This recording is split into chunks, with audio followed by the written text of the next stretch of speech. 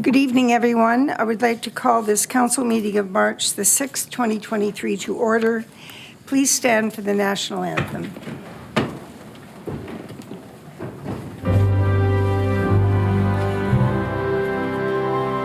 Oh, Canada, our home and native land, true patriot love in all of us command.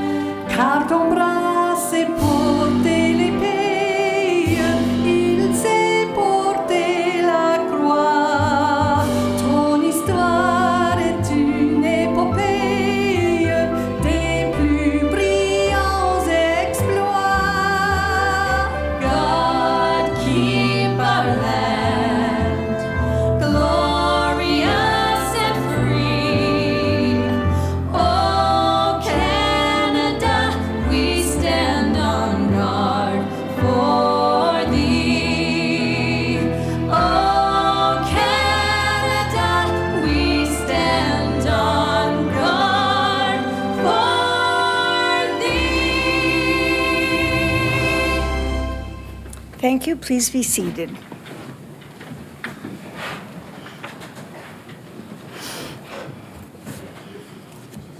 I would like to begin by reading a safety notice. In the event of an emergency, please evacuate council chambers to the nearest exit, which is through the double doors, and obey all instructions given. And if assistance is required, please see the Deputy Clerk, Devan Kripp, right to my right. Also, please ensure that your cell phones are on silent or turn them off. And lastly, the Town of Lincoln Council meetings are posted on our YouTube channel. The Niagara region is situated on treaty land. The land is steeped in the rich history of the First Nations, such as the Attawandaronk, the Haudenosaunee, and the Anishinaabe, including the Mississaugas of the Credit First Nation. There are many First Nations, Métis, and Inuit people from across Turtle Island that live and work in Niagara today. The regional municipality and the Town of Lincoln stand with all Indigenous people, past and present, in promoting the wise stewardship of the lands on which we live. Members of council are all in attendance in person or remotely. Do members have any additions or amendments to the order of the agenda? There being none, are there any declarations of interest? Councillor Reimer. Thank you, Mayor Easton. I'm declaring interest this evening in items 17.3 and 17.4 with regards to bylaw 2023-11 and 2023-12. The applicant is a customer of the company I work for. All right, and you filed your papers, Yes. Councillor? Thank you, Mayor. Thank you. Do members have any announcements? Limited to 3 items. We often do have quite a few items. Councillor Pachariva. Yeah, thanks, Your Worship. On Friday, February 24th, myself and Councillor Reimer attended the Niagara West Fire and Emergency Services graduation at our Jordan Station. We had attended the ceremony in Grimsby in December, and were asked by one of the grandmothers of one of the recruits there, would we be doing this type of ceremony in Lincoln? And sure enough, brought the chief over and he said yes, and we planned it for January, and it was because of COVID we hadn't had it. And it's one of the best practices we've adopted from Grimsby from the Shared Fire Services. So it was really nice to see the graduates there and the hard work and all of the training that they put through. And Councillor Reimer's speech was very eloquent, having a son and a son-in-law graduate that night. So near and dear, and we've got to remember too, it's not only those recruits, but their families, because when they take off and miss, birthdays and anniversaries or special dinners, it's because they're doing everything they can to protect us. And then the next day, along with our CAO, had the opportunity to walk in the coldest night of the year. So it was a little cold. We did the 5K. We raised over $1,000, and we helped the West Niagara secondary housing reach their goal of $65,000 raised. So they were in here that night doing a presentation. How can we help? You know what? If you're going to talk the talk, in this case, we walked the walk. Talking every minute, I'm sure. It was near the end, I was very quiet, Your Worship, because you don't do 5K in Blundstones. Oh, that's true. Thank you very much, Councillor. I don't see any other lights on. We'll move on. Thanks very much. Thank you, Councillor Reimer, for representing council at the graduation. Thank you both for attending. We have no proclamations this evening. We have no recognition and achievements. We have one presentation this evening, and I would like to welcome Mr. Bob Hoffman. Bob Hoffman is the Director of Redevelopment Projects at Hamilton Health Sciences. Before Bob speaks about the progress at West Lincoln Memorial Hospital, which we're all anxious to hear about, I want to introduce three other people. We have Mary Bulk in the audience, and Mary was a member of the board at Hamilton Health Sciences for a number of years, and certainly through those the labor-intensive years of us getting approvals. On the other side of the gentleman is Debbie Zimmerman, and Debbie represents the Niagara sector on the Hamilton Health Sciences Board. And I think we all know Debbie and her great accomplishments over the years. And Tony Josie's in the middle. I don't know why there aren't sparks flying off, because he's always got some great idea going on. So we're very happy to have you here this evening, and of course the town has made a great contribution to the hospital. We're very happy to see it coming along. So Bob, it's your show. Thank you very much. Thank you for the opportunity to come tonight and do a presentation on this project. It's been a long time coming. We're very excited about it. I know the community is. And so lots of information to share with you. So from an agenda perspective, we're going to provide an update on the West Lincoln Memorial Hospital redevelopment project, share some of the look-ahead milestones that we've got for the next coming year, and then open up the opportunity for council to ask any questions. So to start, the hospital follows the Ministry of Health capital planning process for all hospitals that are built in the province. Number of stages that we go through in terms of planning to from very high level initial concept right down into final detailed design. This is a design build finance project. It's a P3 run through the Infrastructure Ontario model. And so it takes a bit of a different spin than some of the more traditional hospitals built in the past. And so right now we are in stage 5, and that is terrific because we've hit the earlier stages a couple of times in the process. So it's great that we're in the implementation stage. The building itself, for anyone that's not familiar with the site, we are building right behind the existing hospital. So in between the hospital and Deer Park Villa, in the picture that you see on the screen, is very early in the process, just clearing ground. I can tell you that there's been a lot of progress since this picture was taken. Foundations are coming into place. You can see the footprint of the building now. It's starting to come out of the ground, which is of course very exciting for us to see. The hospital itself is 55 inpatient beds, 6 of those being 6 additional maternal newborn suites and 8 bassinets. Signature programs are emergency diagnostic imaging, large acute inpatient care, of course, complex care, and the ambulatory. Centralized outpatient services within the facility. We're doubling the current number of the operating rooms, and the building itself will actually be 80% larger than the existing hospital, with 100% single patient rooms. So over 2022, a lot of action happening. Finalized the contract with Ellis Don as our project company, who is building the new hospital for us. Groundbreaking ceremony happened in April, and the early site works were started in the fall. Local share campaign is complete. That was completed in the fall. Municipal contributions, leadership, vital to building the new hospital, of course. And the tower crane was installed in December. And so as you drive past on the QEW, you can see the crane from the highway, which is again also very exciting. I'll probably use the word exciting way too much today.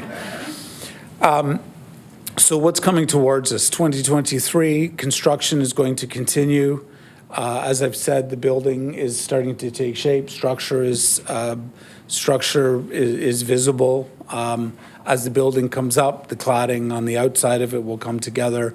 The goal is to be, it'll be into 2024, but the goal will be to be watertight and finish the interior as the next step. Design, this being a design build project, the design has continued. Since the contractor started in May. We are in what is now called the 100% contract document stage, which means we're into the final detail of the design. So now we're locating where sharps containers go onto walls. I mean, we're into that final level of detail. And then the hospital is out of the contractor's way, and it's just, they're just free sailing to the end to finish the project. Furniture, fixtures, and equipment, really a lot of the funding and contribution that comes from the municipality go towards the furniture and equipment. It's a multi-year procurement process. It involves a lot of design work, a lot of involvement from the hospital staff to finalize what that equipment and furniture will be. Inventory assessment, we need to do a final inventory to count what we've got in the hospital to see what we can move over and prepare for that final completion.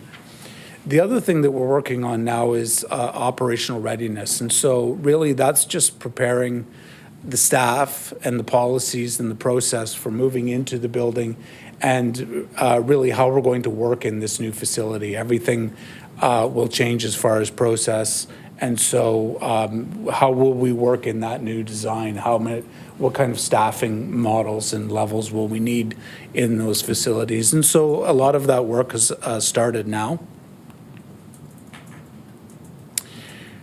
The timelines, February 2025 is really the big date for the contractor. It's substantial completion. That marks without getting into contract law, that marks really the completion of the project with some deficiencies in order for the hospital to take over and start working on preparing for the move. That will be February 2025. Municipal local share contributions are due 30 days prior to that date. And the reason for that is that all of the payment from the hospital to the contractor happens on that day. So the process is that we start filling up the bank accounts in advance of that date. There's a 4 to 6 month transition period. So it's like moving into a brand new house. Everything is empty, everything is bare. And so we need to start stocking shelves and getting ready for the move, getting ready to operate that new facility. We're expecting the opening to be in mid-2025, so in the summer of that year.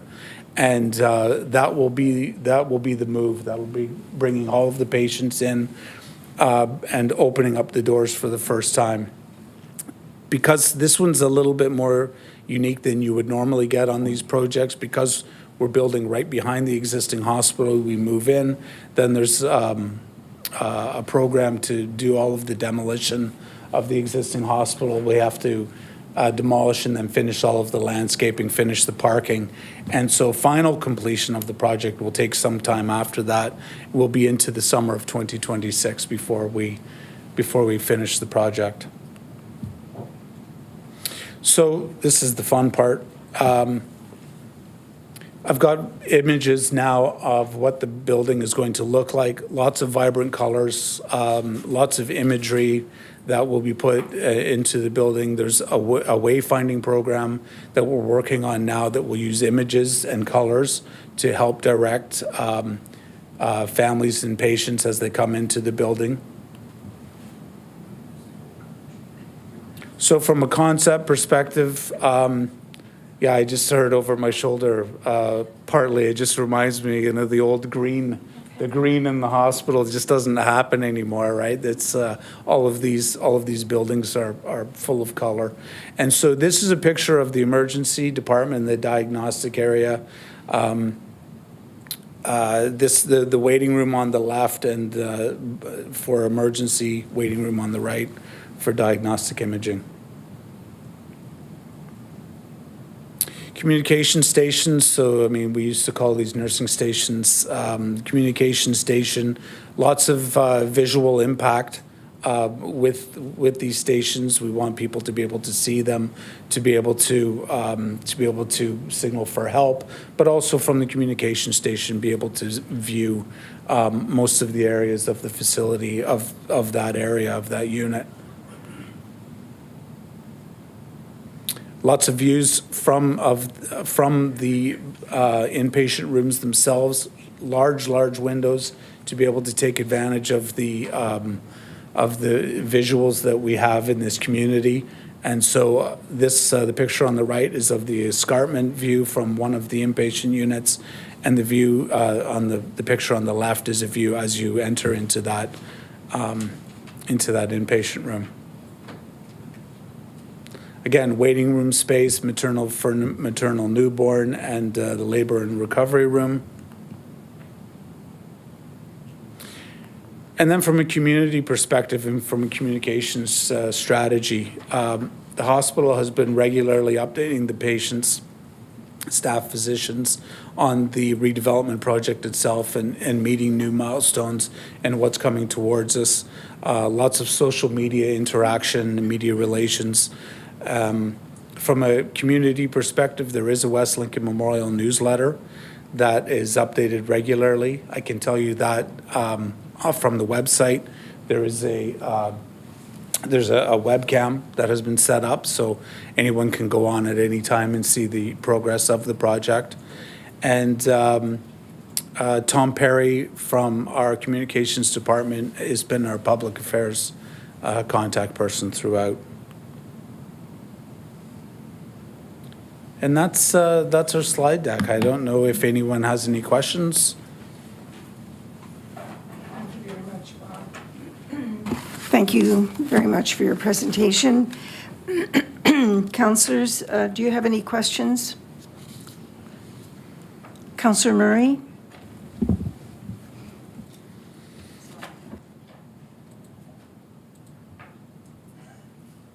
That was my fault, sorry. I don't know how you ended up at the bottom. Would everybody come off? And so would it would be Murray, Timmers, Mikulik.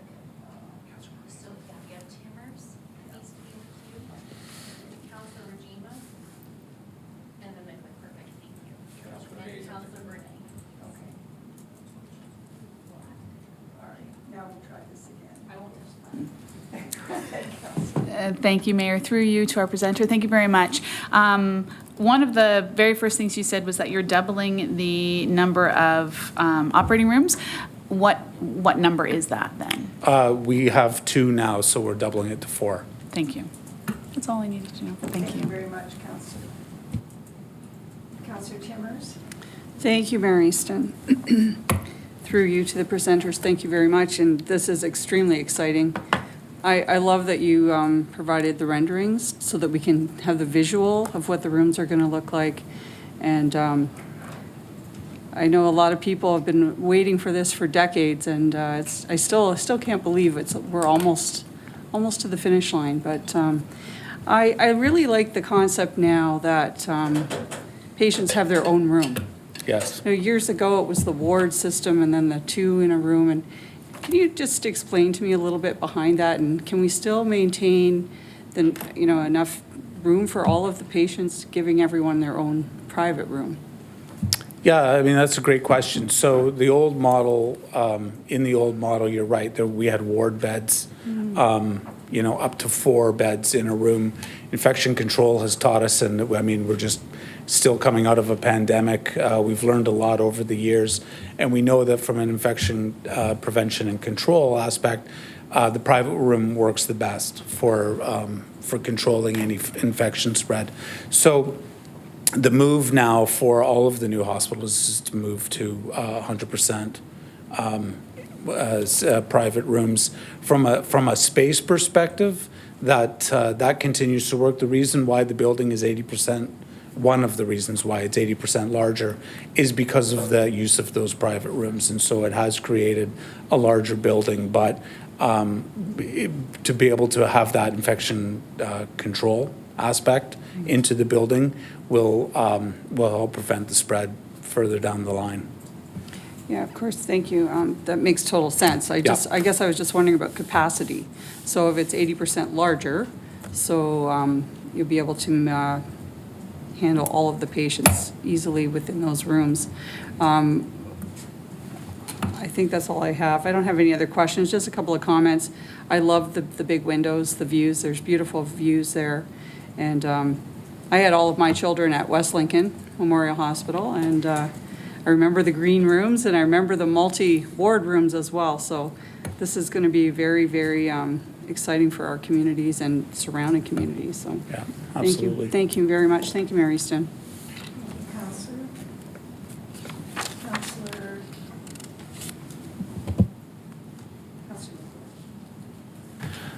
Thank you, Mary Easton, through you to our presenter. Exciting times, without a doubt. Concern I have is this has been a project that's been in the planning for a long time, and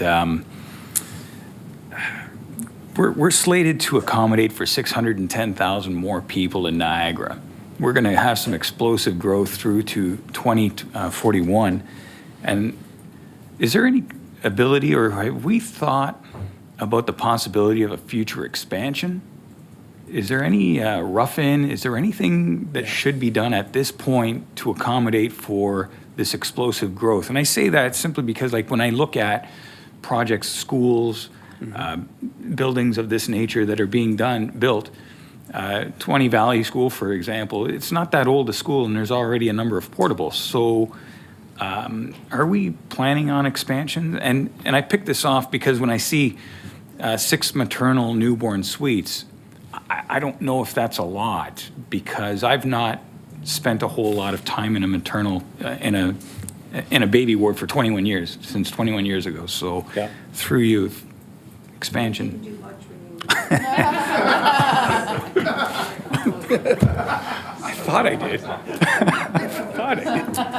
It's a very good question. And so one of the explanations that I can give you is that with the planning of any new hospital, they review the data that is available is available right now in terms of population growth, and each of these buildings are forecasted out into the future. And so there is a 10, 15, 20-year forecast on where the population numbers are going to go.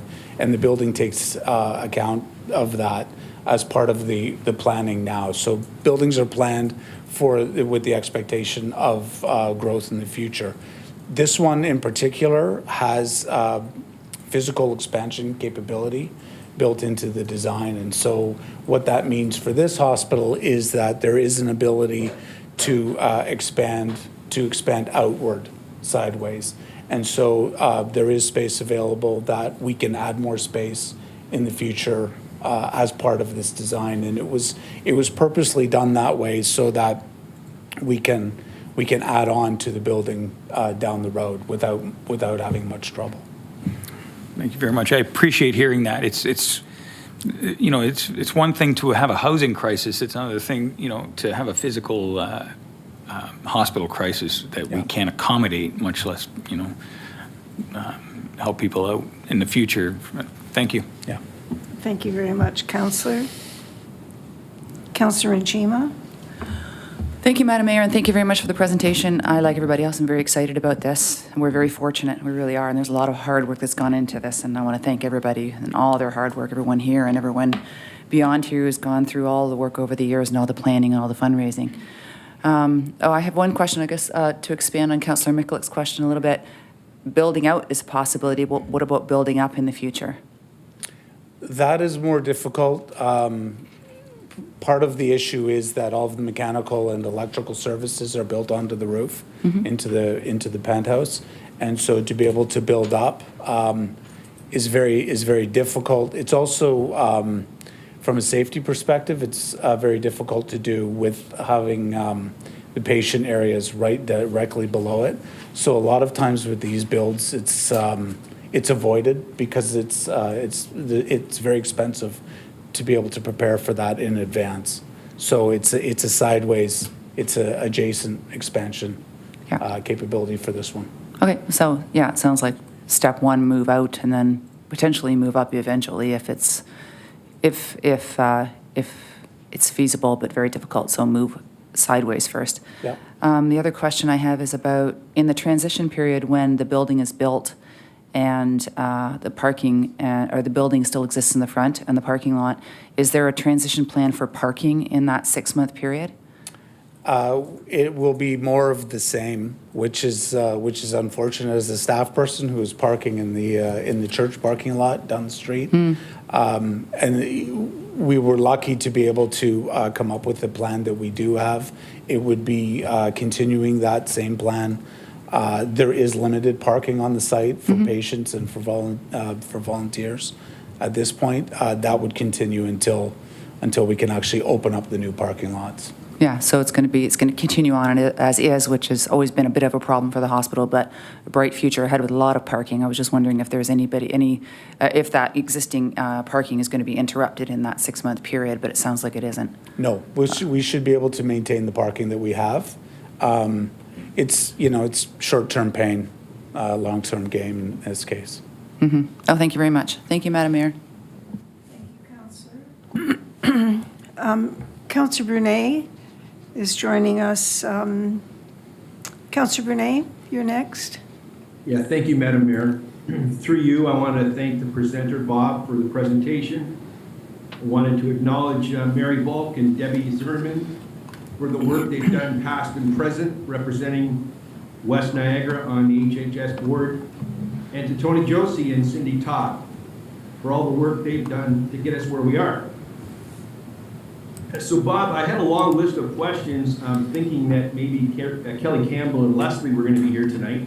That's not a slight on you, but I'm wondering, Bob, if you have the insight to talk from someone that spent 9 years on the board and was sitting in the boardroom from 2014 to 2022, talking about all the concerns, especially about recruitment. RNs, RPNs, doctors, anesthesiologists. A lot of those discussions talked about, one day we would have a new hospital, but would we have the staff to be there when we open the doors? I'm wondering if you're in a position to talk about where we are with recruitment at this point in time. Yeah, I mean, what I can tell you, and this came from Leslie Gillies herself, is that there has been a noticeable improvement in recruitment for the West Lincoln Hospital now that construction has started. And so, the crane went up and the building started to take shape, and the community has noticed. I can tell you that recruitment has increased for the nursing staff for the hospital. So the reality is that the predictions at the time are starting to come true. And I thank you for that response, Bob. I'm just wondering, maybe another question that I'd like to pose is, we've all heard what COVID has done to supply chains and logistics. Maybe it's too early to tell as we're just kind of, breaking ground and getting to that 100% design. But is there any expectation, are we hearing anything from Ellis Don or from Infrastructure Ontario, that furnishings, fixtures, equipment might cause us some delays when we look at that substantial completion date of February 2025? We're of course in regular contact with Ellis Don as part of the schedule. They have been analyzing that situation from the beginning of the project. And so they've identified a couple of pieces of equipment, switchgear, electrical equipment, air handling units, that they had some concerns at the beginning. They were focused on making sure that they place the orders early, make sure that they get the equipment to the site. Supply chain is less of an issue for them than it might have been in May. At this point, we're not hearing any concerns that it's going to impact the actual schedule construction date. The one thing about the Infrastructure Ontario model is that the risk of schedule delay is solely on the contractor in this case. It doesn't do any of us any good if the project is delayed and doesn't open in time. However, the cost risk and schedule risk is solely with the contractor in this case. Yeah, fair enough. So I agree with all the comments from my colleagues. Exciting times, many people to be thankful for. I always remember Kelly Campbell saying during those final days that she had never seen in all her time of being VP of capital projects, seeing something being fast-tracked in a hospital situation through infrastructure. So kudos to all those people that have got us to where we are today, and can't wait to see the opening. Thanks for the presentation. Thank you. Thank you very much, Councillor. We now have Councillor Russell. Go ahead, Councillor Russell. Thank you, Madam Mayor. Through you to Bob. Thank you to Councillor Brunet for mentioning your name, because I missed it off the hop, so he mentioned a couple times. Again, his question about staffing, and again, you mentioned that there were some predictions about the challenges that are going to be likely to come, and you said that those predictions are somewhat coming true. I wonder if you could expand on that and just kind of give us more insight into where we are. If I put a negative spin on that, that wasn't the intent. So it's actually all very positive, and so.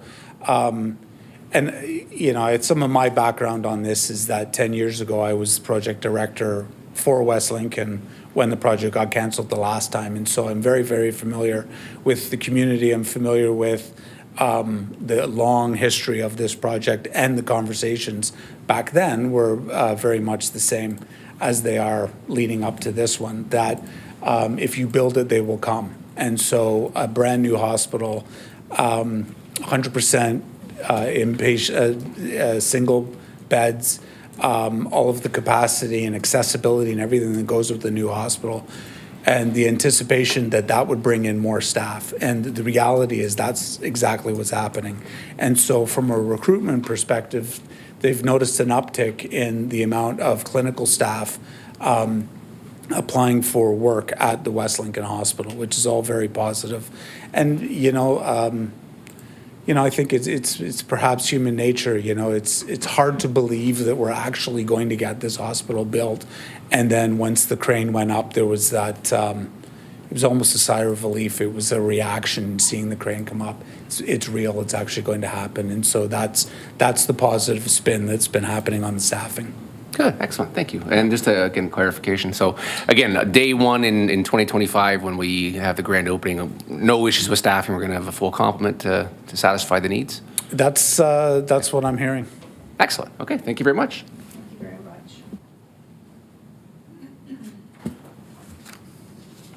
very much. There's no further questions. I have a motion moved by Councillor Murray, seconded by Councillor Timmers. The council receive and file for information the presentation from Bob Holman of Hamilton Health Sciences regarding West Lincoln Memorial Hospital update. Madam Clerk, would you please open the vote? Thank you, and that is open for voting.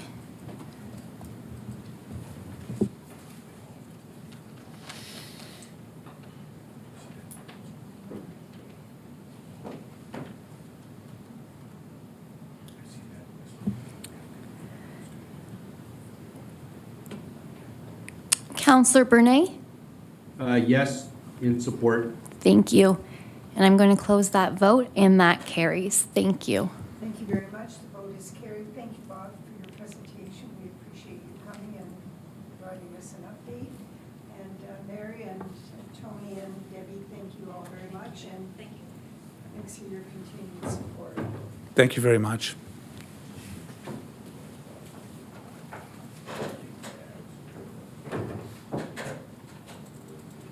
We have 3 items being brought forward under item 11 for consideration this evening.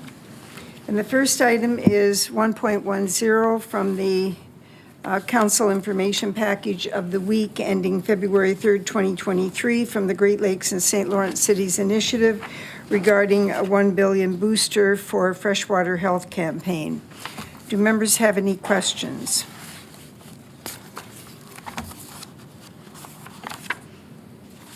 There being no questions, I have a motion moved by Councillor Rajima, seconded by Councillor Timmers.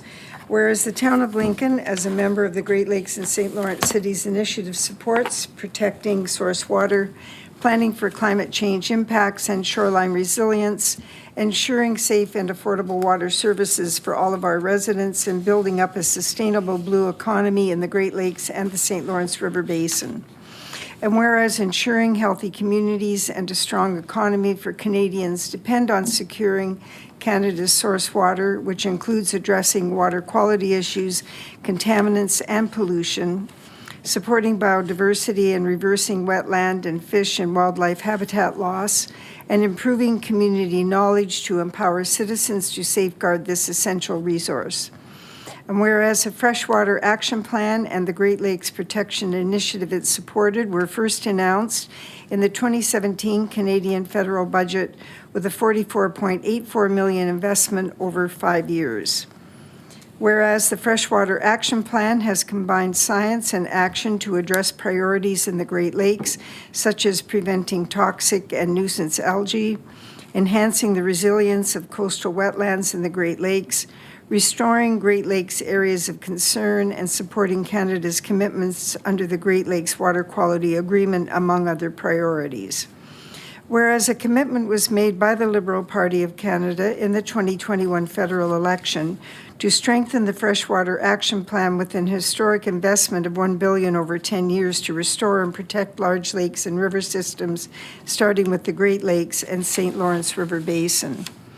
Whereas the federal government only committed $19.6 million in funding in the 2022 budget for the Freshwater Action Plan, falling short of the aforementioned commitment. Whereas the United States has invested $1.8 billion in the Great Lakes Restoration Initiative since 2017 and will see accelerated funding with the Infrastructure Investment and Jobs Act. Whereas a 2018 University of Michigan study shows that for every dollar of federal spending on Great Lakes resource projects between 2010 and 2016 yielded $3.35 million in additional economic activity. Whereas nearly half of Canada's population lives in the Great Lakes and St. Lawrence River Basin, a region that will continue to see accelerated growth, resulting in greater land and resource use pressures that will further contribute to water availability and quality issues. Whereas the Stockholm Resilience Centre recently identified the importance of wetlands as carbon sinks and freshwater's role in climate mitigation.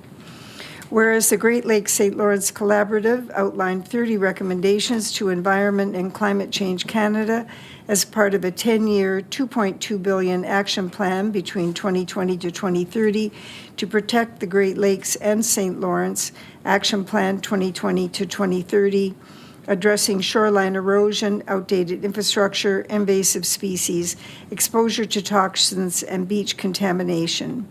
Following an 18-month consultation with First Nations, non-government organizations, academics, and other experts.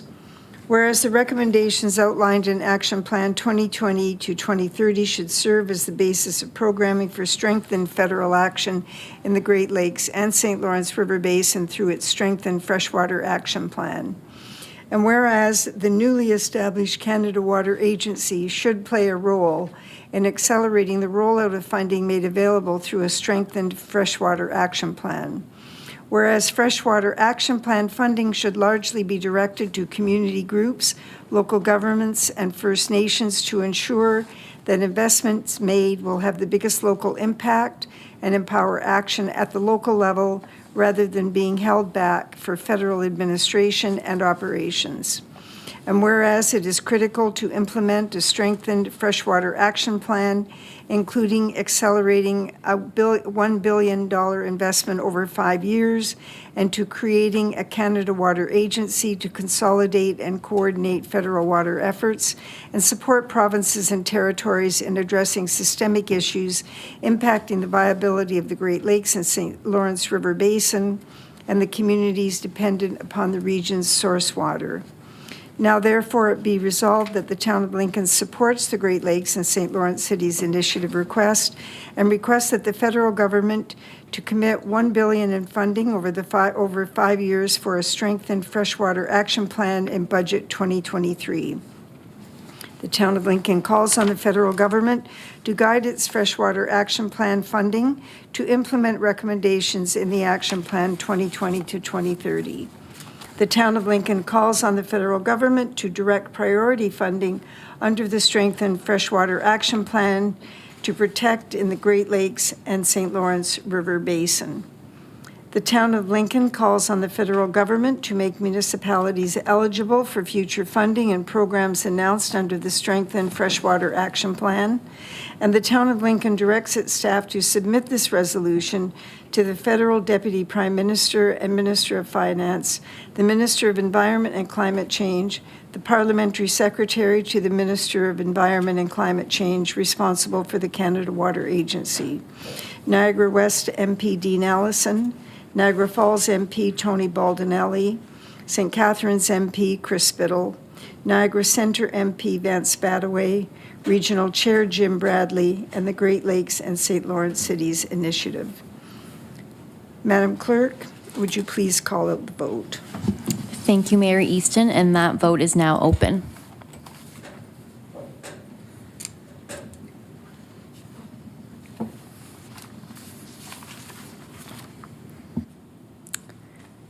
Councillor Bernay? Support. Thank you. I'll now close the vote, and that carries, Mayor.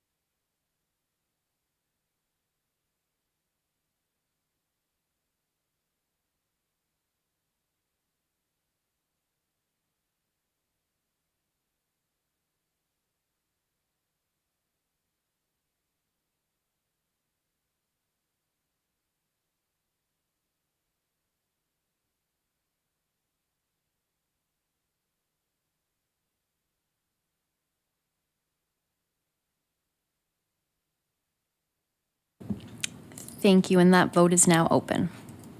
Madam Clerk, excuse me, before you call the vote, there's a mistake on this. This should be MP Sam Oosterhoff, not MPP Dean Allison. Noted, we'll make that change. Okay, thank you very much. Please call the vote. And that vote is still open for members of council. Councillor Bernay? Support. Thank you. And I'll close the vote. And that carries, Mayor Easton. Thank you.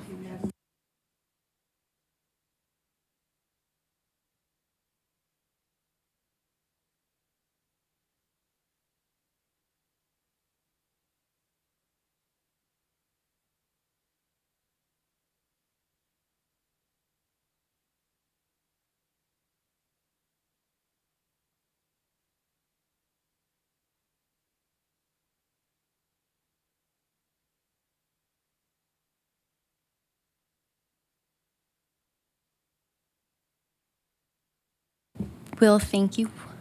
And that is now open.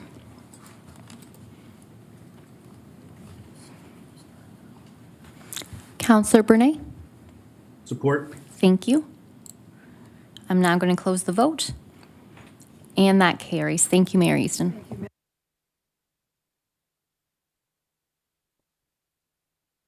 We move on now to item 13, recommendations from standing committees. We're now considering the following. Committee of the Whole workshop minutes of February 15th, 2023. Budget Committee minutes of February the 15th, 2023. Committee of the Whole minutes of February 27th, 2023. Budget Committee minutes of March the 1st, 2023. Do members of council have any questions? Councillor Mikulik. Thank you, Mayor Easton.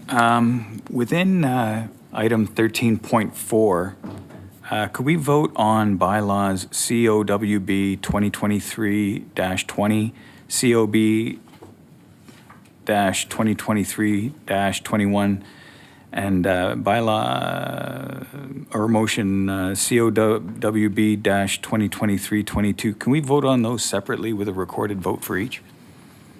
Yes. Now, first of all, Councillor, which set of minutes are you referring to? 13.4. Just a moment.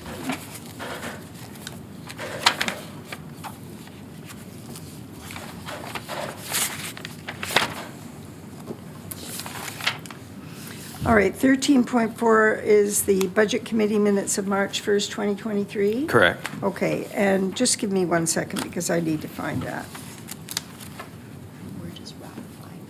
Yes, we're just ratifying the minutes. Are there any errors or omissions? We're not discussing the minutes. Well, we're ratifying the recommendations. Okay, what items are you looking at? Are the, there errors or omissions that you're, The motions that I've just noted. all right, which one? You'll have to tell me again because I have to find these things so that I have to make sure that we're all on the same page.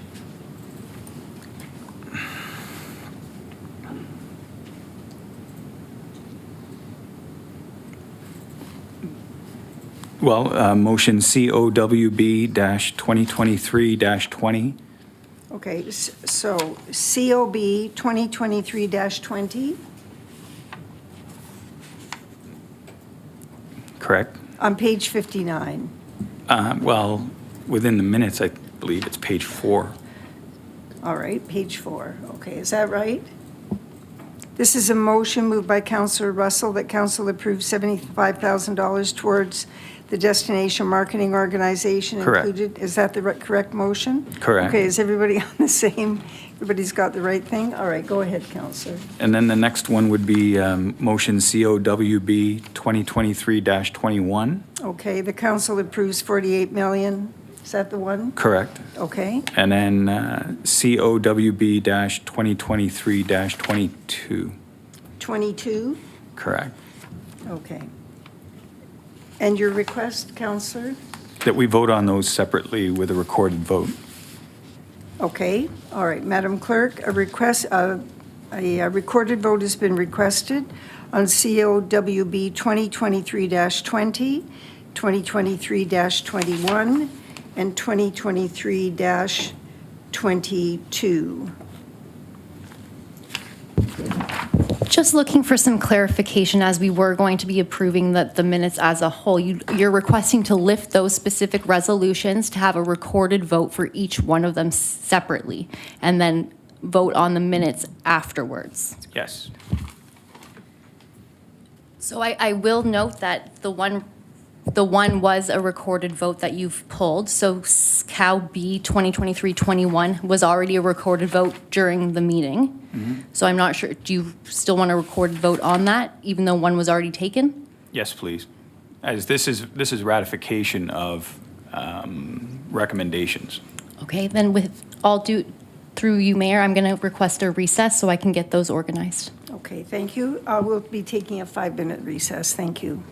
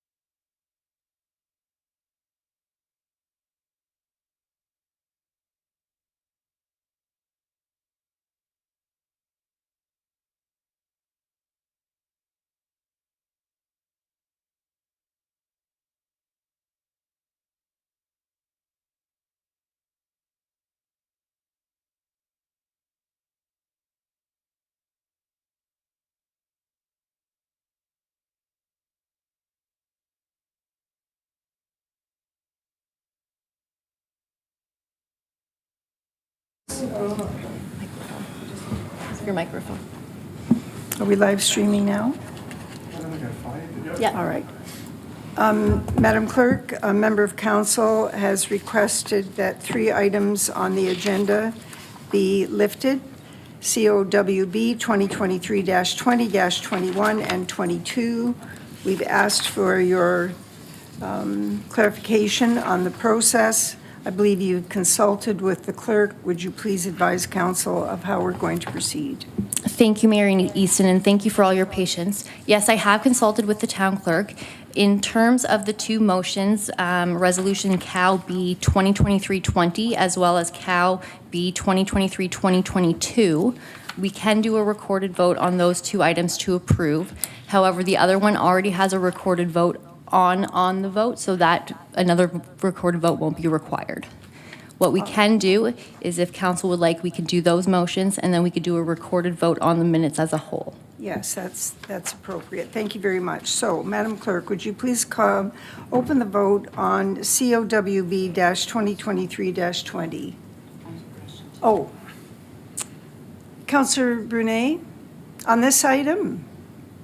Madam Mayor, I'm having a difficulty understanding what we're doing here. This COW 2023, I'm not following that. You know, in the minutes of the agenda, I had 13.1, 13.2, 13.3, 13.4. Is that what we're talking about here? Like, in other words, 13.1 is the committee of the whole workshop minutes. Are we voting on that?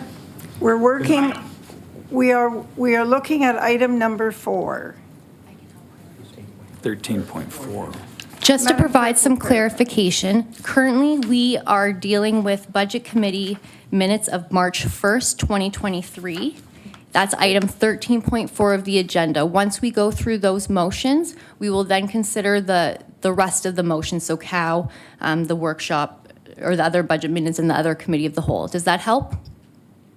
Yeah, just when you're going through them, because some of the stuff's not showing up on my screen here for some reason. So if you could just tell me exactly what we're voting on? Okay, we'll do that, Councillor, so that you can look at, do you happen to have a hard copy? Just have the script from the deputy clerk. And your package? Okay, I see what you're saying. The package isn't showing up. Yes. Okay, got it. Okay, Madam Clerk? No problem. So the first one that was asked to be a recorded vote from Councillor Miklick was for Cal B 23-20, which was from the March 1st Budget Committee minutes pertaining to the DMO, including in services and supplies economic development. So that's the first motion, Councillor Brunet. Mayor, may I open that motion? I just want to make sure that there aren't any other comments. Just a moment. Councillor Njima, your name is next. Is your concern on this matter? Okay, then Councillor Njima will speak first. Oh, thank you, Madam Mayor. So I have a couple of questions of clarification on the motion COWB 2023-20. And since it's being brought up for consideration again on a revote, I have 2 questions. And one is, it wasn't completely clear to me how the budget was going to play out and what the ask was.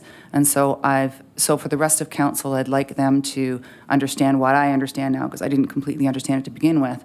And that's that what I believe is the $75,000 is an ask for this year, and that will be carried forward as a base budget for 2024 as well.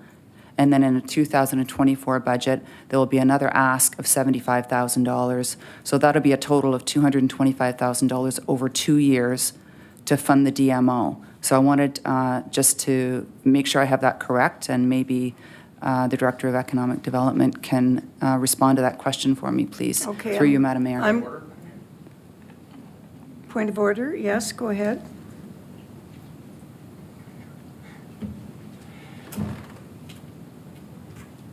Thank you, Madam Mayor.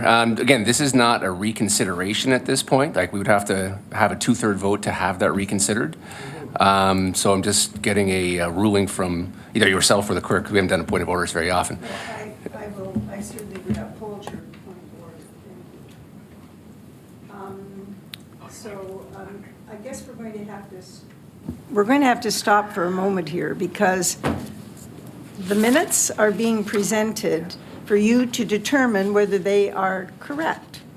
But we seem to be getting ourselves into a completely different situation, and so we're trying to work our way through it. So thank you very much for your point of order. I certainly would uphold that. Can I ask I'm going a- to turn, just a moment, I'm Sure. going to turn to Mr. CAO to see if he can bring additional clarification. Through you, Madam Mayor. So maybe to provide a little bit of a clarification, and staff did spend considerable time with Councillor Vergima today having this conversation, so I think for the purposes of the rest of council, yeah, I would suggest this year we are approving 75,000. I don't want to get caught up in what we're approving next year. No different than the conversation we had when we decided to take the roads operating from 500 to 250. The thought was next year, should we come back with it as part of remapping, or we come back with it with other priorities, we will come back at that particular point in time. So for council clarification, next year is irrelevant at this particular point in time. There will be something in front of you next year as it relates to the DMO. I would suggest at that time you can make a decision. The decision before you is 75 grand this year. Okay, thank you. So all very you're much. deciding this year is 75,000, Okay, which was voted on and passed. all right. Councillor Njema? Yeah, so I have thank you for that clarification. And I have another question about this motion. And if it's being lifted to discuss or to vote on, and then there's going to be another motion to vote on the minutes, is On it the whole appropriate? minutes. On the whole minutes, yeah. Is it whole appropriate? list. Pardon? The whole list? The whole list. So is it appropriate for me to ask another question of clarification at this point? Well, I don't know what could be more clear than that council already approved that $75,000 was to be identified as support to the destination marketing organization. I understand that. Is there something about that motion that is unclear to you? I have another question further to it. Well, I'm going to judge whether it's relevant at all. Go ahead. So my question is, I'm wondering about the timing of the agreement that's going to be drafted between the town of Lincoln and St. Catharines, when that's coming forward in the future. And I had asked this question today, and I just want to share that information with council during this process. Okay, what is the answer? I believe the answer was roughly June 6th, or roughly June of this year. Okay, Yeah. thank you very much for that. Thank you. Okay, now, Council Murray.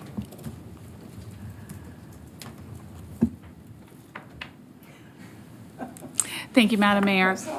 I declare an interest in item COWB-2023-20 on the basis that I'm employed by an organization with a benefiting interest in the matter, so I will not be voting. Okay, thank you very much. Now, Councillor Timmers, is your comment, thank you. All right, Madam Clerk?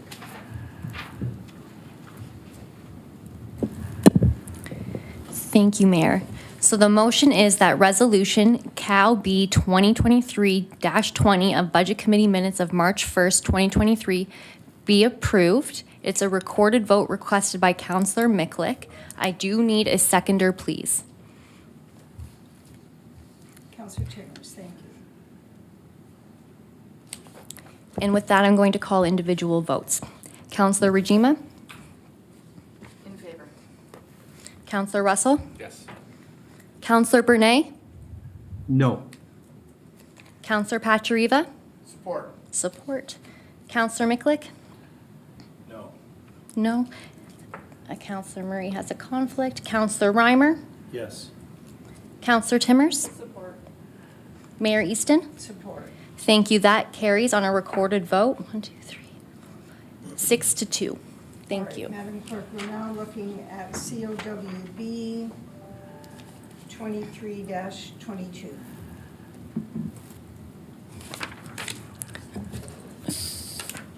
Thank you, Mayor Easton. And just so we are all on the same page, that's Resolution Cal B 2023-2022 of Budget Committee Minutes of March 1st, 2023 be approved. And just so we are all clear on the item, that is the overall budget deliberations that occurred on March 1st. And with that, I will call a recorded vote by Councillor Miklick. I do need a seconder, please. A seconder, Councillor Regina? Councillor Regima? In favor. Support. Thank you. Councillor Russell? Yes. Councillor Brunei? No. Thank you. Councillor Pachariva? Support. Councillor Miklick? No. Councillor Murray? Yes. Councillor Reimer? Yes. Councillor Timmers? Support. And Mayor Easton. Support. Thank you. And that carries on a recorded vote 7-2. All right.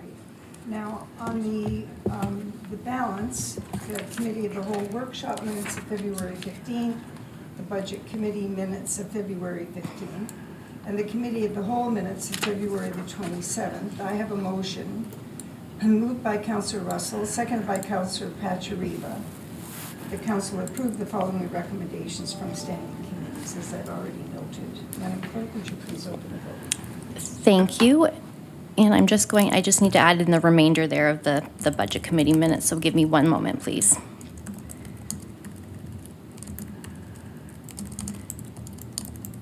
Thank you. And that should be open for members of council. Thank you.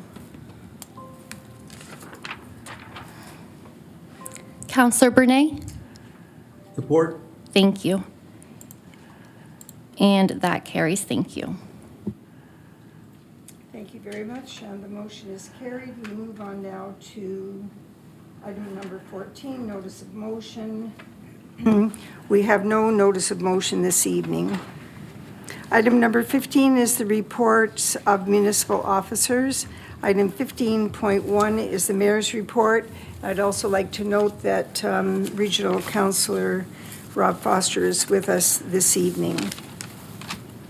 Since February the 13th, 2023, I've attended on behalf of Council the Great Lakes Freshwater Summit.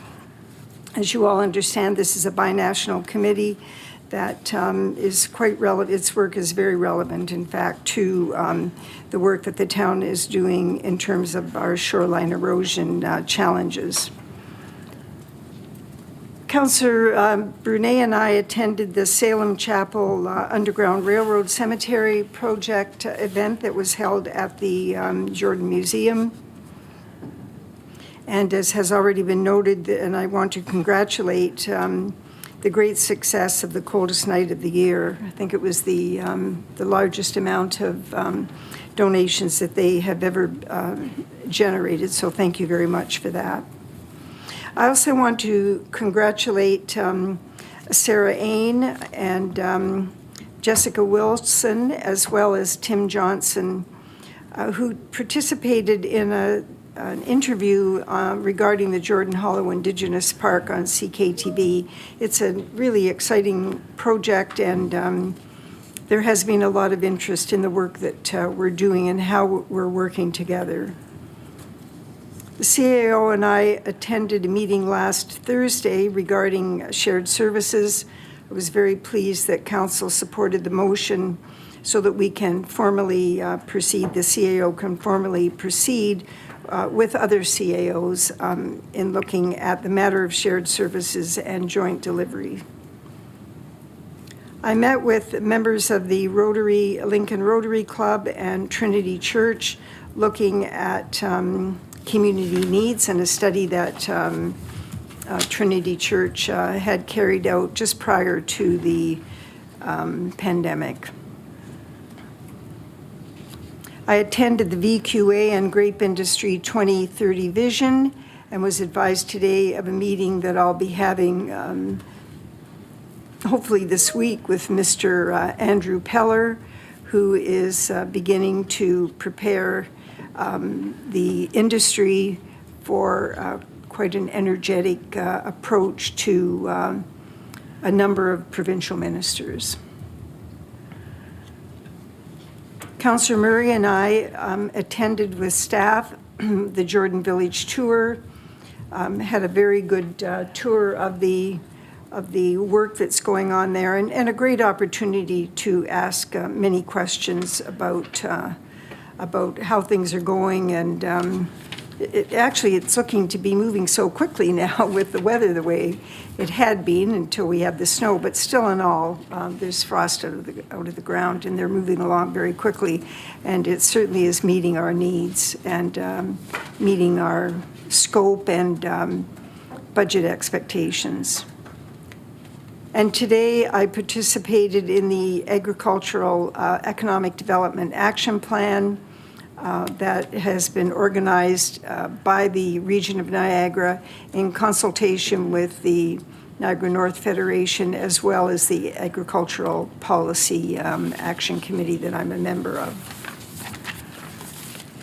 I would remind everyone that you live in Lincoln, a community of encouragement, where every citizen strives to be a good neighbor and where children and youth are encouraged to achieve their very best, where business contributes to growth and the sustainability of our community's vision as a place to grow, a place to prosper, and a place to belong. I want to thank all of you who are observing this evening and who will be taking this in over the next days and weeks for welcoming us into your homes. And now, Councillor Foster, I'd like to invite you to come to the podium. I don't know whether your plan is to read the Good, the Bad, and the Ugly report that you published. That was a pretty good editorial, I thought. Well, there was quite an ending to a year worth of budget planning, I have to say. Yeah.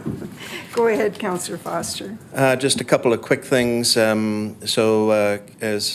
Councillor Patrieve and Mr. Kirkopoulos were talking about the CNOY walk, Rotary was actually quite involved with that as well. And it turned out that our Rotary Club turned out to be one of the highest raising amounts for that in Canada when it was all said and done. So we have a very generous community, whether it's people giving through the town to that, through that Rotary organization as well. So, and we're also very excited about working, well, I don't know, excited maybe, but we're also very happy to be working with the town and Trinity Church to do a good look at the needs assessment within the community with that. So I'll start with that. My report to you guys tonight was in and around budget at the region, which we have finished off as well. Ours, I guess, came in since you guys just finished yours. Ours was about a week and a half ago. We had started at over 9%, and we whittled it down to where we came in at the 7.58.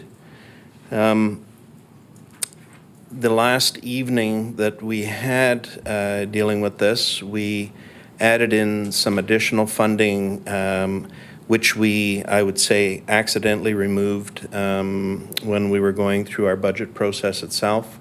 And that's in and around DCs for industrial development within Niagara. So anyway, we put that back in and straightened that out. It was a grueling budget process this year at Niagara Region. We had a lot of meetings. We went through a lot of things. Even our discussions as it was going on, we were looking at some pretty important programs within Niagara Region that we were looking at. If there was going to be additional savings, it would have required us to go and start removing monies from some of these economic development pieces that Niagara has in place. And it was a decision made by the council not to do that. And there were a number of other pieces of the puzzle. You know, even the discussion in and around the hospital funding came up at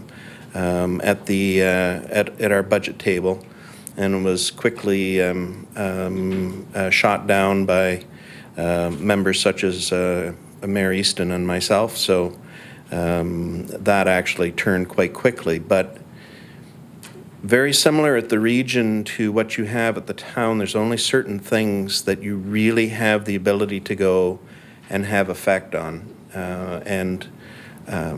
You know, our goal, and Mayor Easton and I have talked about this a number of times, our goal is to be working with our senior staff over the course of the next couple of years to make sure that we are as absolutely efficient as we can possibly be at the region. We think we're in a good spot, but there needs to be more work done. It's like any organization. I'm sure you guys feel the same here at the town of Lincoln. You know, you have a really good running organization, but the question is, are you absolutely efficient as you can be? These are the things that you need to be continuously reviewing. So anyway, I'm glad you guys got your budget done as well. As we talked about earlier, there's a significant amount of capital that's coming into Lincoln over the next 2 to 3 years. We're punching above our weight on that one. I'm really pleased. Mind you, this also comes about because other projects had taken precedence over the last couple of years. And so I'm looking at Councillor Bernay's picture on the screen here. I know, for instance, the King Street between Durham Road and Lincoln Avenue was pushed off. Well, now that's on the radar. That is coming into play. Work is going to start happening this year. It's going to be going into 2024. So we're in a good spot with that. We're a good spot with what's happening in Vineland. There's a major piece of work is going to happen on Ontario Street. There's some rework on a pipe that's going down through there. That's a $17 million project when it's all said and done. I'm expecting there'll be all sorts of fun times for us as we get that and make sure that traffic is properly routed and all those types of things. But it's a long overdue project that's coming into play with that. On the budget side of things, Niagara Region Transit came in. We are going to be seeing Niagara Region Transit as a separate line item on our tax bills. So every one of us is going to know exactly what is being paid on your tax bill in and towards transit, which I think is important. There was an increase over what the triple majority estimate had been. And to be blunt on the thing, it doesn't surprise me as it's going on. You know, and it's even what you guys found as you were going through your budget here at the town. There's been some significant cost changes over the course of the last year and a half, 2 years. So anyway, it didn't particularly surprise me, but we did have some really good discussions with our new what would be general manager position in this particular area. For Lincoln, we have $1.43 million that's being taxed into our town for this. I provided to you the general levy and with the regional departments, as well as the ABCs that have come into play, the costs that are going into that. We did an increase in capital financing this year of $10.6 million over the previous year. This is part of a longer-term strategy to be driving up and continuing what it is that we're spending on capital at Niagara Region. To be perfectly blunt, if we don't do it, we are not going to be making the capital repairs, the capital changes, the capital expenditures that are required. The region has a significant deficit on capital needs, not unlike most municipalities here in Ontario. So anyway, we're making the move to go and continue with that. One of the ones that led to a lot of discussion is that we're putting out an additional at the region $1.6 million for additional staffing for land ambulances. This came about, we did a temporary move late last year. I believe it was, if I remember correctly, Mayor Easton, I think it was from about September to the end of December, is that we had put additional services in place. This proved to be beneficial to some of the problems that were being seen with our ambulance systems here. So we're taking on this particular additional funding for this year. It leads to the question of should this be a provincial responsibility that's going into place? Should it be our responsibility? But the decision was made by regional council that this is important for the healthcare needs of Niagara. So So we're moving forward with this. So in my little blurb in the paper, so as part of the bad is our percentage came in at 7.58%. Taxpayer relief, particularly some of the COVID funding that we have, is going to help with some of that, but it's very specific and very targeted that's going on with the use of those particular funds. What we also did through the budget process is we made a multi-year plan that for all intents and purposes is going to eliminate the use of the taxpayer relief funds over the course of the next 2 to 3 years. Okay.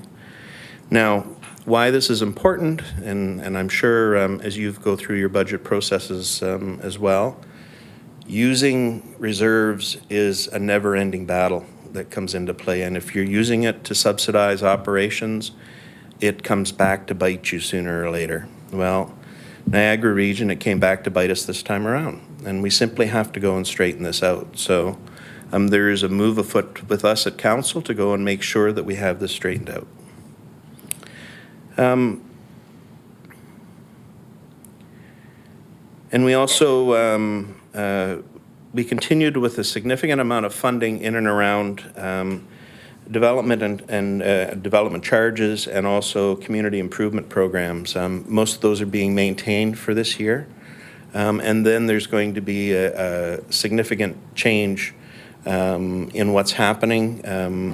There are drop-dead dates, and I'm sorry, I can't tell you what those dates are, but some of these programs are going to come to an end as they currently exist. And this is all happening over this year and next year, and it's going to be setting all of these things on a differing path. So, and finally, the other thing I wanted to point out is that this year we put in place the programs in and around ensuring that the monies for the hospital and for our other commitments that we have done are being properly taxed and put away for the use. So, and I think that was very positive as well. And that's all I want to talk about tonight with budget. Okay, I'm just going to add a few things. I certainly am, I'm very pleased that you added in your comments about the taxpayer relief, because that is just, it has to be a no-go from here on in, because we really, that put us in a very bad position, not just this year, but last year it did as well. Yeah, if I can add to that with what you're just saying with that, Mayor Easton, there was a lot of pressure on Niagara Region, and it came from councils such as this, like councils right across Niagara, and it came from a wide variety, particularly in the business sector, to say, come in as absolutely low as you can on your taxes. And that was the last couple of years that was coming into play. So we came in with low taxes. Was it 1 3/4, I think, and just over 2% or something like that over the course of the 2 years. But the difficulty of that is that was subsidized in and through making use of reserves. Last year when we did this, it was a $6 million hit on the reserve when we went through and did it. The year before that, it was about $10 million. So there's the reality. You can't continue funding making use of an operational reserve, because it's false financial logic that's coming into play. So. There was also a number of items, I can't remember the exact number, but it could have been up to 8 items that were recommended to be removed from the budget. They were all poverty-related, all related to the most vulnerable populations. Council voted to put them all back in, and I certainly appreciated that, because what it did was separate out the responsibility for those programs so that the region kept responsibility for them. And so they didn't start to trickle down to our level, and then we would have to start looking at a different program model in order for them to be provided. So as painful as all that was, putting that back in on the last meeting, that was the right decision. Again, we just have to be realistic about what is going on and where the costs are and our responsibilities along with them, because we certainly haven't done anything, we haven't done ourselves any favor by having 2% increases at the region with, we apparently have, and I didn't know this until near the end of the process, we have one of the oldest infrastructures in the province. So you have to pay attention. Industrial DCs, you know, this was the question that Councillor Foster was talking about. It was asked in such a backhanded way, you didn't know whether you were voting yes or no, so it came back in. Here we are removing industrial development charges when, and also for brownfields, when you know full well that this is where job creation is going to be. So that just didn't make any sense at all. We put that back in. And earlier in the process, there was quite a saga about the help houses for agriculture. And that money went back in as part of the base. And I believe what will happen in the future is that as the pressure to have the help houses replaced is lessened, and this is a lot of pressure from fire services and some general standards and expectations from people across the region about the condition of many help houses. That was put back in, and that wasn't a small amount. That again was about 1.2 million. It's not going in all at the same time, but it's going in over a couple of years. So these were some of the, I think these were all very, very important decisions that we had to make. For sure, and I and to take Mary Stin's comments one step further on the DCs in and around agriculture, the number was wrong that was in our budget package, and we ended up with a figure of, I believe, somewhere around 5.6 million or something like that. That was when it's all said and done, and so. And it's appropriate. The analysis of information from across the municipalities is showing that that should be appropriate when it's all said and done. So anyway, we shall see. And it's like anything else, it's an estimate. That's what budgets are all about. So we're hoping that we have actually got that number right. Thank you very much, Councillor. And we'll go on now for some questions. And we have Councillor Russell. Thank you, Madam Mayor. Through you to Regional Councillor Foster. Thank you very much for this insight. I got to jump right into NRT. 6.5 million over budget, or over what was proposed back when we did our vote on the triple majority. I wonder if you can give some more insight into what was related to that overage. I know you mentioned that there were some cost and prices that may have varied from the pre-COVID information, but give some more insight into that, and then also how that will be broken down and covered by the municipalities, if you can. So the actual figure was approximately 6%. That was the increase that had gone through. And that particular figure that was coming through is not out of line with what's happening at any municipality. I mean, I'm not sure what the final figure is you guys decided upon tonight. So, but I can tell you, like with the region coming in at 7.58, 6% actually, when it's all said and done, wasn't out of line. And there's been significant changes over the last year and a half since we started in and down this road with this. You know, the inflation factor that's come into play, some of the costs that are going into play. I mean, we saw gasoline, oil, diesel, all these other things. They've been an absolute yo-yo, but on the way back up again, it's coming into play. That's some of the fundamental pieces of the puzzle.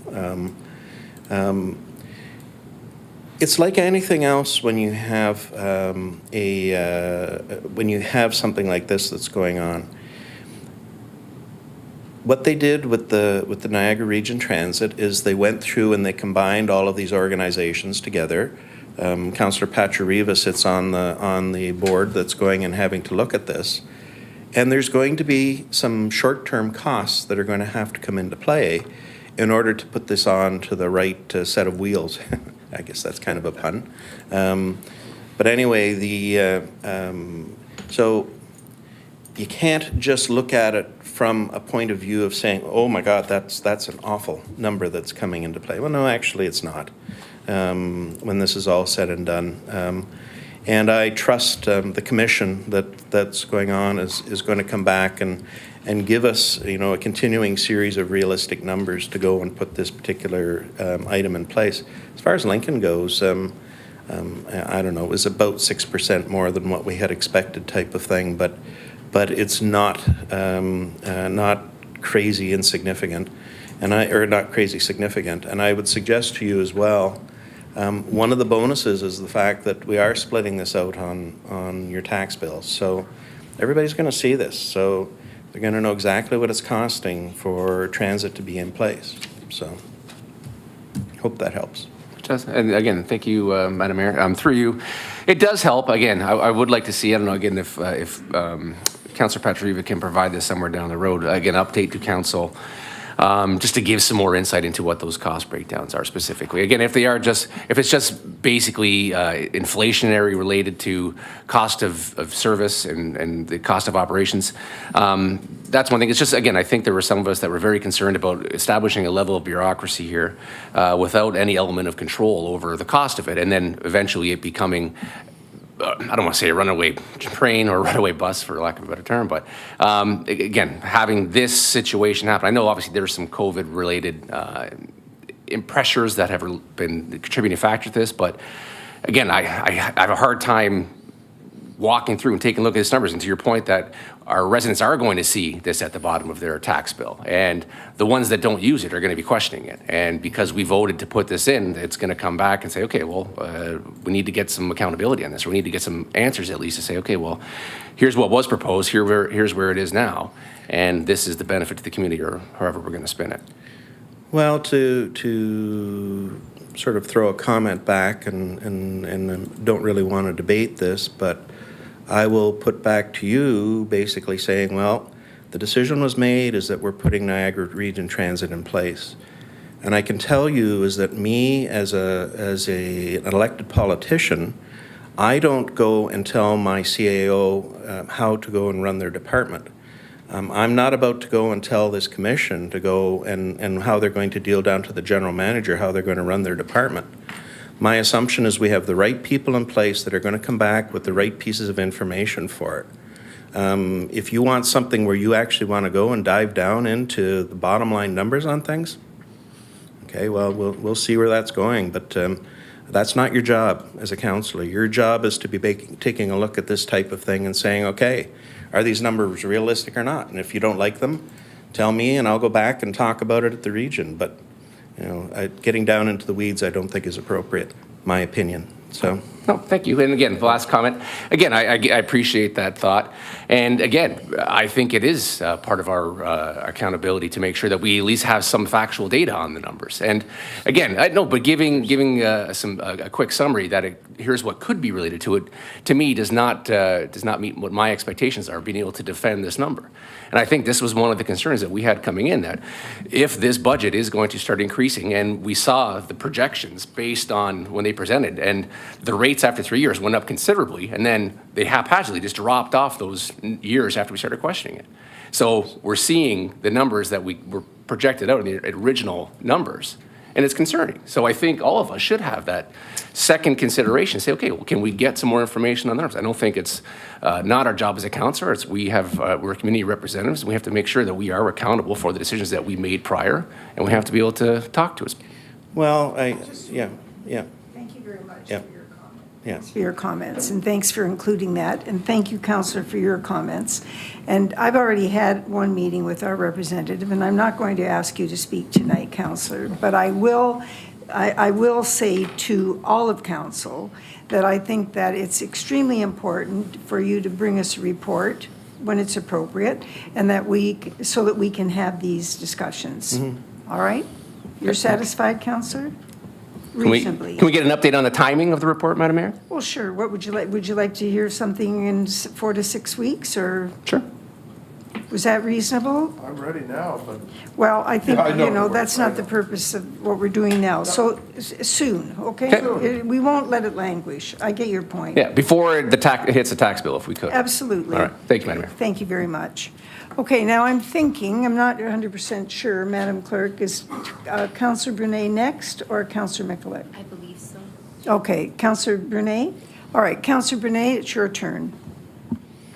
Yeah, thank you, Madam Mayor. I don't know if it's appropriate, so if you don't want me to go down this road tonight, I'm willing to wait, but just based on the conversations through Councillor Foster and his report, and also in the Councillor correspondence package that we received last Friday, there was some information where it stated that annual household cost sharing would range from $64 per year to $295 per year. It went on to say that this would be, as Councillor Foster alluded to, be on the local municipal tax billing, starting with bills in the second half of 2023. So, Madam Mayor, I'm wondering if our finance director has any insight into how this affects Lincoln and when our taxpayers can expect to know the number and how we will communicate that on our tax bills. Okay, well, we're stretching it a bit. We're stretching things a bit, but it's Okay. related. So I'm going to, He's online. He's online. He's online. Mr. Wagner, Director Wagner, you're there. Did you hear the question? I did, Your Worship. Good, so do you have an answer? Sure, we were waiting for the region. It is going to be based on the assessment values, I understand. So the preliminary numbers that we saw before, I think, haven't increased very much. But we do plan to communicate that as through a flyer as well on our mail out for when our final billing goes out, which should be in the second half of the year. So the timing, we still have some time. I do want to probably do some communications through Speak Up Lincoln and the like as well before it gets put on the tax bill. My expectation is to put the regional levy, the waste cost and the transit all together because it's really going back to the region, but already on plan, and we will have some communication as soon as we get the final numbers communicated from the region. And we'll definitely try to be proactive on our communication, both with council and our local residents. Okay, Councillor Brunei. Councillor Brunei, did you hear that answer? I did, Madam Mayor, and I appreciate you giving me the latitude to ask that question. And I only ask it because with everything that's been going on with water, the wastewater, our taxes, I just think it's really important. Communication is always really, really important, and I'm glad to hear that Director of Finance is on it, and I appreciate the opportunity to ask the question. Thank you, Madam Mayor. Thank you very much. Fair enough. All right, now I have Councillor Mikulik. Go ahead, Councillor. Thank you very much. Just through you to Councillor Foster, thank you for coming. Always appreciate these updates. I have similar concerns to Councillor Russell. I'm not going to go into that. The only thing that I would say and how I feel is that, you know, I try not to get into the weeds with questions or details or this and that, but I do also feel that myself as a counselor, I have the ability, or I should be able to say no. If I see something or if there's a request or an ask that I feel is too much or not appropriate at this time, I feel though, as myself as a counselor, if the people I vote that voted for me are in the majority or would like to support me, want to support me, and if they feel I should be voting no, then I'm going to vote no. And I think that that's what we're hoping for from elected officials at all levels, that it's just not an automatic yes. Councillor, I think your comment is very inappropriate. I appreciate your thoughts on that. And I think but when this is not my opinion. I would think that you have a little more awareness about what has gone on overall. I appreciate your comments. We are fully accountable. Everybody around this table, Councillor Foster, we are all fully accountable to the public. We are here to say yes and no, and I don't think you need to remind us. So I would consider this to be a point of order, and I think that I would like to move on. Thank you. Councillor Pachariva. Thanks, Your Worship. Yeah. Thanks, Your Worship. And thank you, Councillor Foster, for going to bat for the municipality on those King Street projects. When you did your politician's breakfast, you might have noticed I clapped out loud for it. You were the only one, I Well, believe, it but does, you know what, someone had to give you props on it, so I felt it was necessary that I do that. So, and we had talked before about coming up with a list of items and then you would go to bat, rather than us just willy-nilly throwing them out. And so would that be prudent to do that through like a public works meeting or a committee of the whole, Your Worship? How do you see that? As, you know, we've had a number of things, whether it be the, you know, a stoplight at either Friesen or Drake, overhead crosswalk at William, like, how do you see us going and then arming you guys with that information to go and say, okay, these are our asks going forward? In preparation for next year's budget, absolutely, we should be having those discussions. And so there's no reason why we can't, it's got to be incorporated as part of the, like here, 2 lines, we have the capital for Lincoln, we have the capital for Lincoln at the region. They need the same level of scrutiny. They need the same, you know, we need to justify them. We're competing against 11 other municipalities. So, but I'm going to turn to the CAO and see if we're on the right track here. Mr. CAO?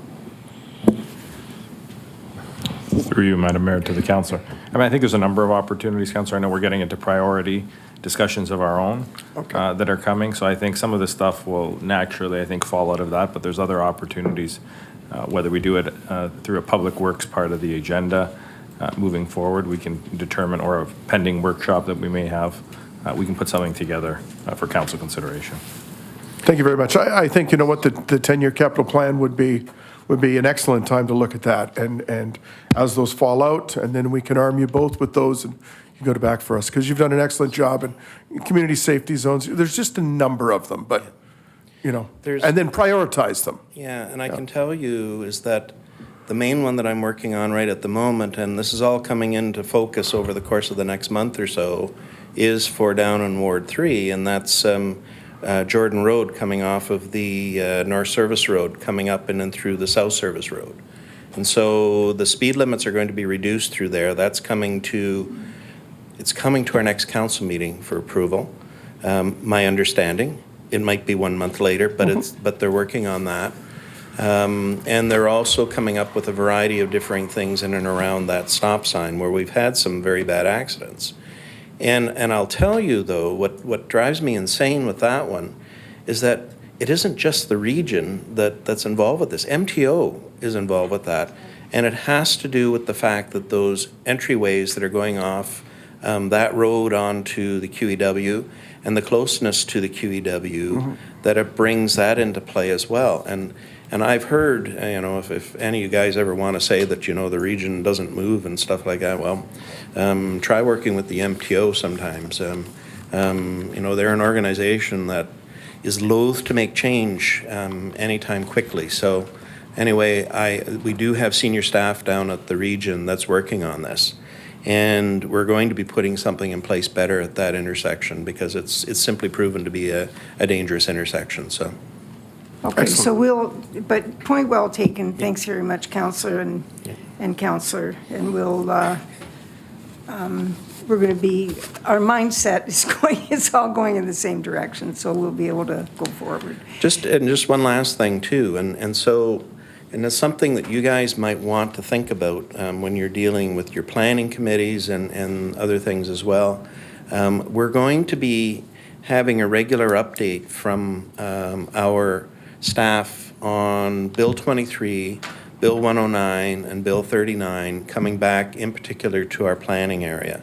Commissioner Sergi has given us that assertion that that's going to go into play so that we as councillors know exactly what's going on with these things, because as you guys know, Mr. Kakopoulos is busy talking to other CAOs about this thing. Your planning guys, Mr. Bruder, is dealing with planning departments across the region. The NPCA is actively involved with these things as well. So This is another one of these topics, if you want to see what's going on, and which happens to be, I think, a little more important than other ones, but this is one that we're going to make sure is very clear at the region as to what's happening, because we need to have that information. You guys need to have that information as well. This has big effect on what we're doing with stuff, so. Thank you very much, Yep. Councillor. Thank you. Have a Thanks, good evening, Rob. guys. Thank you very much. I have a motion moved by Councillor Timmers and seconded by Councillor Mikulik that council receive and file as information the following: the mayor's report and regional councillor update. Madam Clerk, would you please open the vote? Thank you. That vote is now open.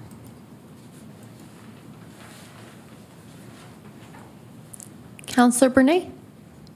Support. Thank you. And I'll close that vote. And that carries. Thank you. Thank you very much, Madam Clerk. The vote is carried, and we move on to item number 16, which is a motion to consider confidential matters. We have no confidential matters this evening. Item number 17 is a motion to approve bylaws. We have 6 bylaws for consideration today. We'll be considering bylaws 2023-11 and 2023-12 separately due to the declared conflict by Councillor Reimer. So we will vote on those first. 2023-11 and 2023-12. Madam Clerk, would you please open the vote? Thank you, Mayor Easton, and that vote is now open.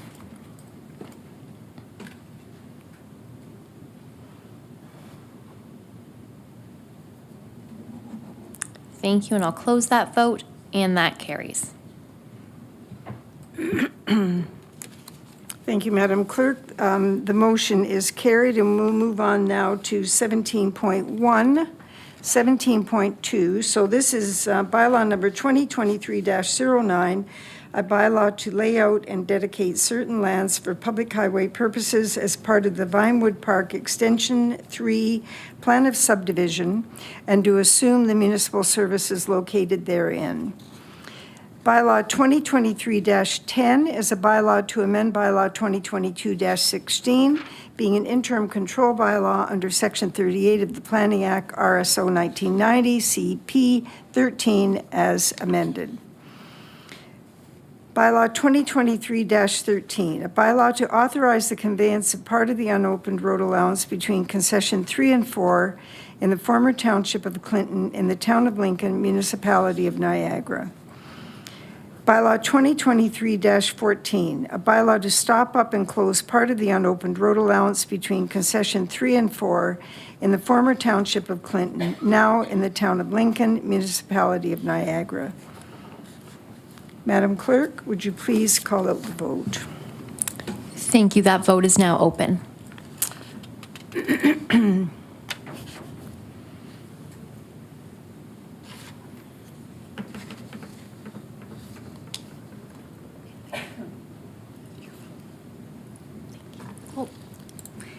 Thank you, and that carries.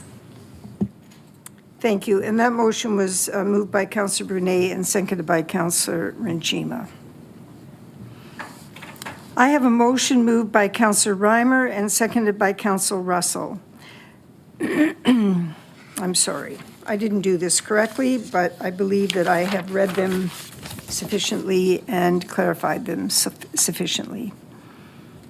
And the motion has been carried. Item number 18 is a motion to confirm proceedings of the council meeting. We will now confirm the proceedings of the council meeting.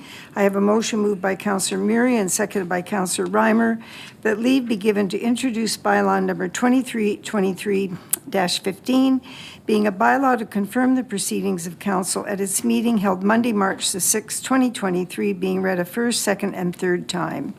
That a bylaw number 2023-15 be enacted and passed, and that the mayor and clerk sign and seal the said bylaw. Madam Clerk, would you please open the vote? Thank you, Madam Mayor, and that vote is now open.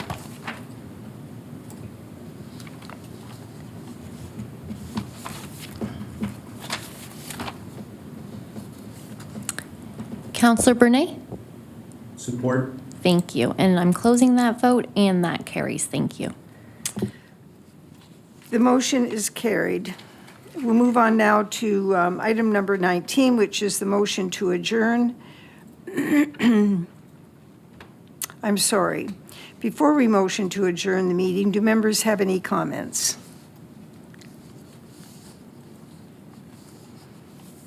There being none, I'll move on to item 19. I have a motion moved by Councillor Pachariva and seconded by Councillor Timmers that the council meeting on March the 6th, 2023 be adjourned at 19:57 hours. Madam Clerk, would you please open the vote? Thank you. That vote is now open.